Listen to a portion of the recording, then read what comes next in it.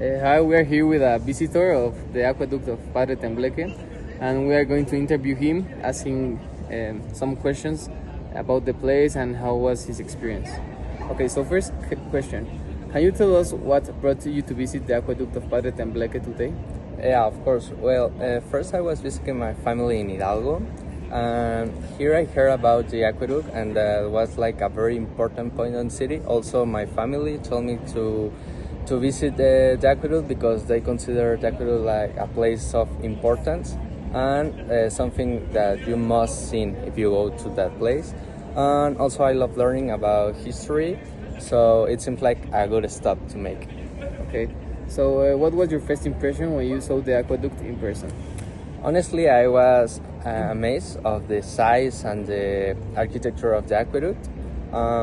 Also, I was impressed that after all these years, it also seems, it appears to be like very strong. You feel like really small, like next to the aqueduct, you feel little because it's massive. Well, also, I couldn't stop taking a lot of pictures because it was something like I couldn't believe it was still there. Nice. And were you already familiar with the history of the aqueduct before visiting, or did you learn something new during your visit? Actually, I didn't know anything about it, no much. I think, well, I only know that the aqueduct is like a system to transport water to some place to another, but I don't really know that they explained me that this was like a mix between the Spanish and the indigenous people that helped to construct the aqueduct.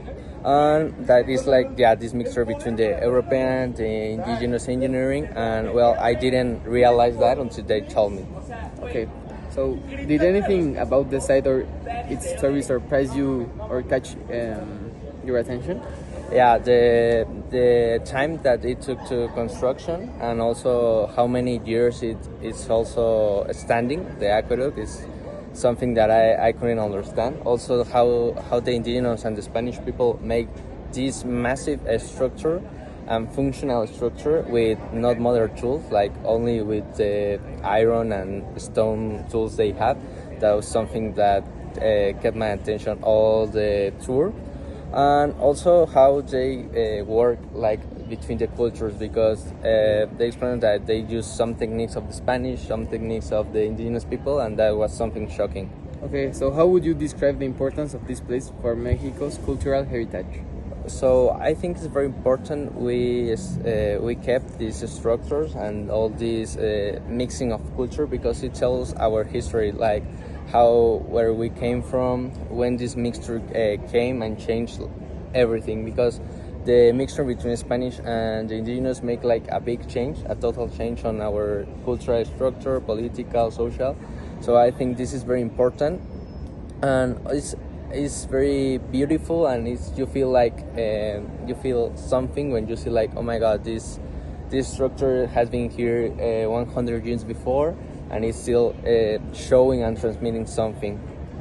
Okay, and what do you think could be done to help more people learn about and appreciate this aqueduct? Okay, so I think to post more things, like to give more exposure to this aqueduct, because if it wasn't for my family that tell me that no, you need to go to that place, it's beautiful, have a lot of history, you really don't know that place exists. So I will think that you will have like Instagram posts, TikTok posts, something that attract to the new generations to start learning this history process.